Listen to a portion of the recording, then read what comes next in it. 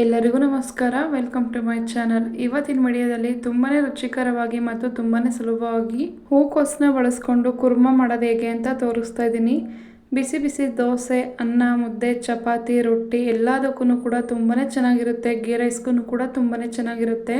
ನಾನಿಲ್ಲಿ ದೋಸೆ ಜೊತೆ ಸರ್ವ್ ಮಾಡ್ತಾ ಇದ್ದೀನಿ. ತುಂಬಾ ಸಿಂಪಲ್ ಆಗಿದ್ರು ರುಚಿ ಅಂತೂ ಅದ್ಭುತವಾಗಿರುತ್ತೆ. ಒಂದ್ಸಲ ಟ್ರೈ ಮಾಡಿ. ಬನ್ನಿ ಹೇಗೆ ಮಾಡೋದು ಅಂತ ನೋಡೋಣ.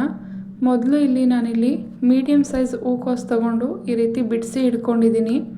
ನೀವು ಜಾಸ್ತಿ ಕ್ವಾಂಟಿಟಿಲಿ ಮಾಡೋದಾದರೆ ಹೂಕೋಸನ್ನ ಜಾಸ್ತಿ ತೊಗೊಳ್ಳಿ. ಇವಾಗ ಬಿಡಿಸಿಟ್ಕೊಂಡಿರೋ ಹೂಕೋಸನ್ನ ಒಂದು ಪಾತ್ರೆಗೆ ಹಾಕೋಬೇಕು. ಪಾತ್ರೆಗೆ ಹಾಕೊಂಡಾದ್ಮೇಲೆ ಮುಳುಗುವಷ್ಟು ನೀರನ್ನು ಹಾಕೋಬೇಕು. ತಣ್ಣೀರನ್ನು ಹಾಕ್ಕೊಳ್ತಾ ಇದ್ದೀನಿ. ಇವಾಗ ಸ್ವಲ್ಪ ಉಪ್ಪನ್ನು ಹಾಕ್ಕೊಳ್ತಾ ಇದ್ದೀನಿ. ಹರಳುಪ್ಪು ಹಾಕ್ಕೊಳ್ತಾ ಇದ್ದೀನಿ. ಪುಡಿ ಉಪ್ಪು ಕೂಡ ಹಾಕೋಬಹುದು. ಒಂದು 2ರಿಂದ 3 ಚಿಟಿಕೆ ಆಗುವಷ್ಟು ಅರಿಶಿನ ಹಾಕ್ಕೊಂಡು ಈ ರೀತಿ ಚೆನ್ನಾಗಿ ಮಿಕ್ಸ್ ಮಾಡ್ಕೋಬೇಕು. ಮಿಕ್ಸ್ ಮಾಡ್ಕೊಂಡಾದ್ಮೇಲೆ ಒಂದು ಕುದಿ ಬರೋವರೆಗೂ ಸ್ಟವ್ ಮೇಲೆ ಇಟ್ಟು ಕುದಿಸ್ಕೋಬೇಕು. ಇವಾಗ ಒಂದು ಮಿಕ್ಸರ್ ಜಾರ್ಗೆ ಅರ್ಧ ಬೌಲ್ ಆಗೋಷ್ಟು ತೆಂಗಿನಕಾಯಿ ತುರಿ ಅಥವಾ ತೆಂಗಿನಕಾಯಿನ ಹಾಕ್ಕೊಳ್ತಾ ಇದ್ದೀನಿ. ಒಂದು ದಪ್ಪ ಸೈಜ್ದು ಈರುಳ್ಳಿನ ಕಟ್ ಮಾಡಿ ಹಾಕೋಬೇಕು. ಹಾಗೆಯೇ ಒಂದು ಮೀಡಿಯಮ್ ಸೈಜ್ ಟೊಮೆಟೊನ ಕೂಡ ಹಾಕೋಬೇಕು.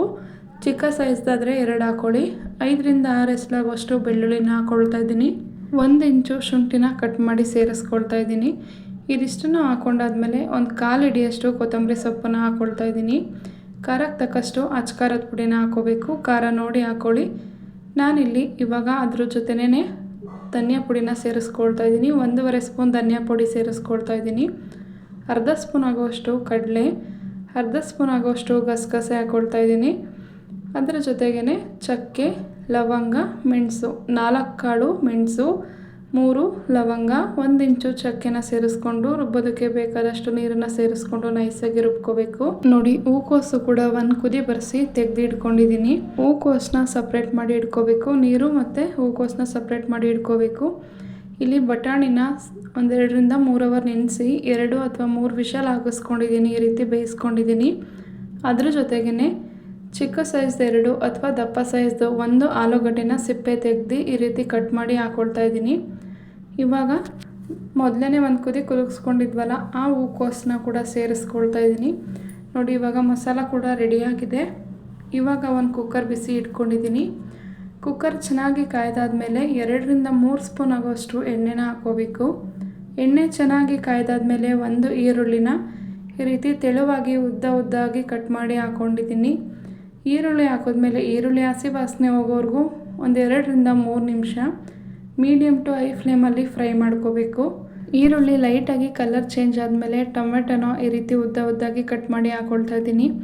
ಬೇಕು ಅಂದರೆ ಚಿಕ್ಕದಾಗಿನೂ ಕೂಡ ಕಟ್ ಮಾಡಿ ಹಾಕೋಬೋದು. ಟೊಮೆಟೊ ಹಾಕಿದ್ಮೇಲೆ ಸಾಫ್ಟ್ ಆಗೋವರೆಗೂ ಒಂದು 3ರಿಂದ 4 ನಿಮಿಷ ಬೇಯಿಸ್ಕೋಬೇಕು. ಒಗ್ಗರಣೆಯಲ್ಲಿ ಚೆನ್ನಾಗಿ ಫ್ರೈ ಮಾಡ್ಕೋಬೇಕು. ಟೊಮೆಟೊ, ಈರುಳ್ಳಿ ಎಲ್ಲ ಹಾಕಿದ್ಮೇಲೆ ಉಪ್ಪನ್ನು ಸೇರಿಸ್ಕೊಳ್ತಾ ಇದ್ದೀನಿ. ಉಪ್ಪು ಇವಾಗ ಸ್ವಲ್ಪ ಹಾಕ್ಕೊಂಡು ಆಮೇಲೆ ಬೇಕಿದ್ರೆ ಹಾಕೋಬೋದು. ಸ್ವಲ್ಪ ಅರಶಿನ ಹಾಕ್ಕೊಳ್ತಾ ಇದ್ದೀನಿ. 2ರಿಂದ 3 ಚಿಟಿಕೆ ಆಗೋಷ್ಟು ಇಂಗನ್ನು ಹಾಕ್ಕೊಳ್ತಾ ಇದ್ದೀನಿ. ಇಂಗು ಆರೋಗ್ಯಕ್ಕೆ ತುಂಬಾ ಒಳ್ಳೆಯದು. ಬೇಡ ಅಂದರೆ ಸ್ಕಿಪ್ ಕೂಡ ಮಾಡ್ಬೋದು. ಇವಾಗ ನೋಡಿ, ಈ ರೀತಿ ಟೊಮೆಟೊ ಸಾಫ್ಟ್ ಆಗೋವರೆಗೂ ಒಗ್ಗರಣೆಯಲ್ಲಿ ಫ್ರೈ ಮಾಡ್ಕೋಬೇಕು. ಸುತ್ತ ಎಣ್ಣೆ ಬಿಡಬೇಕು. ಅಲ್ಲಿವರೆಗೂ ಫ್ರೈ ಮಾಡ್ಕೊಂಡಾದ್ಮೇಲೆ ಕಟ್ ಮಾಡಿ ಇಟ್ಕೊಂಡಿರೋವಂಥ ಆಲೂಗಡ್ಡೆ, ಬಟಾಣಿ, ಬೇಯಿಸಿಟ್ಕೊಂಡಿರೋವಂಥ ಹೂಕೋಸನ್ನು ಕೂಡ ಹಾಕ್ಕೊಂಡು ಚೆನ್ನಾಗಿ ಫ್ರೈ ಮಾಡ್ಕೋಬೇಕು. ಒಗ್ಗರಣೆಯಲ್ಲಿ ಒಂದು 3ರಿಂದ 4 ನಿಮಿಷ ಮೀಡಿಯಮ್ ಫ್ಲೇಮಲ್ಲಿ ಫ್ರೈ ಮಾಡ್ಕೋಬೇಕು. ಒಗ್ಗರಣೆಯಲ್ಲಿ ಫ್ರೈ ಮಾಡಿಕೊಂಡ್ರೆ ತರಕಾರಿ ಟೇಸ್ಟು ತುಂಬಾ ಚೆನ್ನಾಗಿರುತ್ತೆ. ಇವಾಗ ನೋಡಿ, 4 ನಿಮಿಷ ಫ್ರೈ ಮಾಡ್ಕೊಂಡಿದ್ದೀನಿ. ತುಂಬ ಸಿಂಪಲ್ಲಾಗಿ ಮಾಡ್ಕೋಬೋದು ಈ ಪಲ್ಯ ಅಥವಾ ಈ ಕುರ್ಮನ. ಇವಾಗ ರುಬ್ಬಿಟ್ಕೊಂಡಿರೋವಂಥ ಮಸಾಲ ಹಾಕಿ 1 ಗ್ಲಾಸ್ ಅಷ್ಟು ನೀರನ್ನು ಸೇರಿಸ್ಕೊಳ್ತಾ ಇದ್ದೀನಿ. ತುಂಬ ತೆಳುವಾಗಿ ಮಾಡ್ಕೊಳ್ಳೋದಕ್ಕೆ ಹೋಗಬಾರ್ದು. ಗ್ರೇವಿ ಕನ್ಸಿಸ್ಟೆನ್ಸಿ ನೋಡಿ ಮಾಡ್ಕೋಬೇಕು. ನಾನಿಲ್ಲಿ 1 ಗ್ಲಾಸ್ ನೀರನ್ನು ಹಾಕಿ ಚೆನ್ನಾಗಿ ಒಂದು ಸಲ ಮಿಕ್ಸ್ ಮಾಡ್ಕೊಳ್ತಾ ಇದ್ದೀನಿ. ಇವಾಗ ಬೇಕಿದ್ರೆ ರುಚಿ ನೋಡಿ ಉಪ್ಪು ಕಡಿಮೆ ಅಂತ ಅನಿಸಿದ್ರೆ ಉಪ್ಪನ್ನು ಹಾಕೋಬೋದು. ಇವಾಗ 2 ವಿಷಲ್ ಹಾಕಿಸ್ಕೋಬೇಕು. ನೋಡಿ, ಲಿಡ್ ಓಪನ್ ಮಾಡಿ ತೋರಿಸ್ತಾ ಇದ್ದೀನಿ. 2 ವಿಷಲ್ ಆಗಿದೆ. ಹೂಕೋಸು ಕುರ್ಮಾ ಅಂತೂ ತುಂಬಾ ಟೇಸ್ಟಿಯಾಗಿ ಬಂದಿತ್ತು.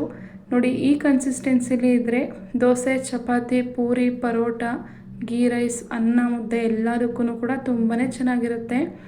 ಈ ರೆಸಿಪಿನ ನೀವು ಒಂದ್ಸಲ ಟ್ರೈ ಮಾಡಿ. ನಾನು ಮಾಡಿರೋ ರೀತಿ ಟೇಸ್ಟ್ ಹೇಗೆ ಬಂತು ಅಂತ ಕಮೆಂಟ್ ಮಾಡೋದನ್ನು ಮರಿಬೇಡಿ. ದಯವಿಟ್ಟು ನನ್ನ ಚಾನಲ್ನ ಸಬ್ಸ್ಕ್ರೈಬ್ ಮಾಡಿಕೊಂಡು ಪ್ಲೀಸ್ ಸಪೋರ್ಟ್ ಮಾಡಿ. Thank you.